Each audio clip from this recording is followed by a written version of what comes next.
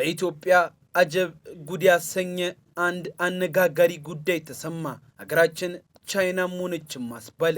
ነገሩ ደግሞ የአዞ ስጋ የሚሰራበት የሚሸጥበት ሬስቶራንት ሊከፈት መሆኑ ነው። ባህላዊ አባባሎቻችን ውስጥ የምንጠቀመው የአዞ እንባ እንኳን ሰው የውሸቱን ሲያለቅስ ሲያስመስል መሆኑም ይታወቃል። እምብዛም በሀገራችን የሀገሪቱ ክፍሎች በብዛት የማይገኙ አፋቸውን ከፍተው ስልቅጥ የሚያደርጉት አዞዎች ታርደው ሬስቶራንት ተከፍቶላቸው እንደ በሬና የበግ ስጋ የመሰቀል ክብርን አግኝተው በሀገር አርባ ምንጭ ለሽያጭ ሊቀርቡ መሆኑ መሰማቱ ግን ጆሮዬ ነው ወይንስ ምንድነው የሚያስብል አንድምታን ሳይፈጥርም አልቀረም። አረ እንዲያውም እንዴትስ ይታረዳል ለሚለው ምላሹን አግኝተን ተገርመናል። አብራችሁንም ቆዩ። ለቻናላችን አዲስ ወይንም እንግዳ ከሆናችሁ ሰብስክራይብ በማድረግ ቤተሰባችን ሁኑ እያልን ወደ ጉዳያችን አለፍን።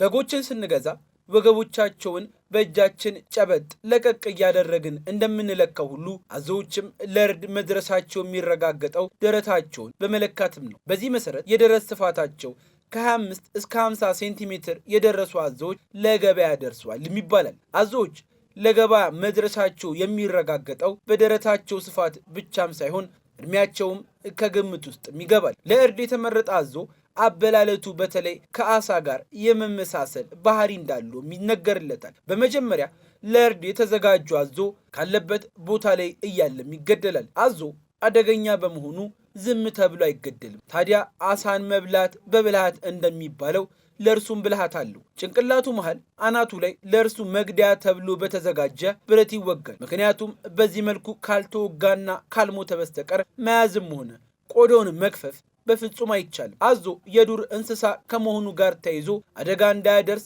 በተለይ በመያዣ ሂደቱ ላይ የተለያዩ ጥንቃቄዎችም ይደረጋሉ። ይሁን እንጂ የሚያርዷቸውም እዚያው ሲንከባከቧቸው የሚውሉ ባለሙያዎች በመሆናቸው እምብዛም ጉዳት አያደርሱም። መሞቱ ከተረጋገጠ በኋላ እዚያው እርባታ ጣቢያው ወደሚገኝ የአዞዎች ቄራ ይጓዛል። እዚያውም ደሙ እንዲንጠፈጠፍ ከተደረገ በኋላ ታርዶ ቆዳውም ይገፈፋል።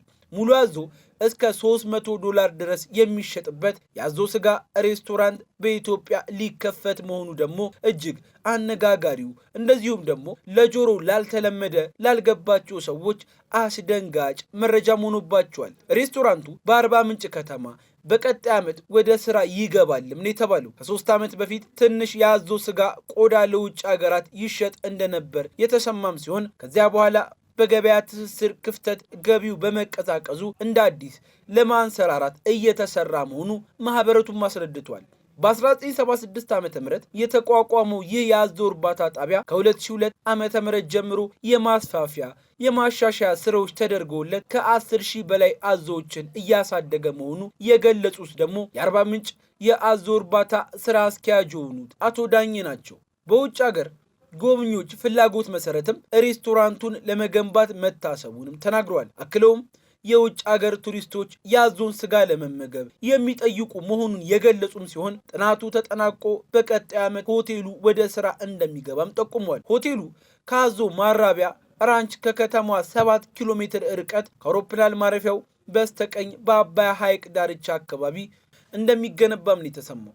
የአዞ ስጋ ምግብነት ላይ ይውላል ወይ የሚል ጥያቄ ቢነሳም የአዞ ስጋ አዎ ይበላል። በእኛ ሀገር ያልተለመደ ከባህል የወጣ ቢሆንም የሌሎች የዓለማት ሰዎች ግን በፍቅር የሚመገቡት ስጋም ነው። በኢትዮጵያም ብዙ እንዳልተለመደ ኬንያን ጨምሮ በሌሎች አካባቢዎች ግን አዞ ለምግብነት እንደሚውልም ተረጋግጧል። በዚሁ በእኛም ሀገር በአካባቢው የሚገኙ አንዳንድ ሰዎች የአዞን ስጋ እንደሚበሉም ተሰምቷል። ሬስቶራንቱ ሲከፈት እጅግ በጣም ብዙ ቱሪስቶች እንደሚመጡ እንደዚሁም ደግሞ እዚሁ ምግቡ ሬስቶራንቱ ስለሚከፈትላቸው ተሰርቶ ስለሚመገቡ ቀስ በቀስ የኛም ሰዎች እያዩ እየተመገቡ ይሄዳሉ የሚል መላምትም እየተቀመጠ ይገኛል። አንድ አዞ ለሽያጭ ለመቅረብ ብቁ እስከሚሆን ድረስ 62 ኪሎ ግራም ስጋ እንደሚመገብ አዞ የሚመገበውም የአዞ ስጋ እንደሆነም አሳማም ሌሎችም የእንስሳት ዝርዮች እንዳሉ የሕክምናና ሌሎችን ጨምሮ በአጠቃላይ ማህበሩ በዓመት እስከ 5 ሚሊዮን ብር ወጪ የሚያደርግበት የአዞ እርባታ አሁን ወደ ሬስቶራንት ብቅ ብሎ አዞም ገበያ ላይ የመሰቀል መንበሩን ሊያገኝ መሆኑ መሰማቱ ግን እጅግ አነጋጋሪ ጉዳይ ነው። በጭንቅላታችን የአዞ ስጋ ብልት አለው እንዴ የሚለው ከተፈጠረ በማህበሩ ያሉ አባላቶች እንዲህ ይላሉ። ዝም ብሎ በክፍል ይወጣል። የሚፈለገው የትኛው አካባቢ ነው በሚለው ላይ ተመስርቶ ስጋው እየተለየ ይወጣል። አንዳንድ ስጋ ፈላጊዎች ከቄራ ሰራተኞች ጋር ተነጋግረው የሚፈልጉትን ይወስዳሉ። በተለይ የሚወዷቸውን እንደ ፍሬምባ ከደረቱ ክፍል ያለው ስጋ በእጅጉ እንደሚወደድም ይነገራል። እንደውም ስጋው ወደ ነጭ ያደላ ነው የሚሉት እነዚህ የማህበራቱ አባላት ከአሳ ስጋ ጋር ብዙ የማይለይ ግን ያው ስጋ ተመጋቢ ስለሆነ ነጩ ይበዛል ይላሉ። ብዙውን ስብ ነው የሚበዛው።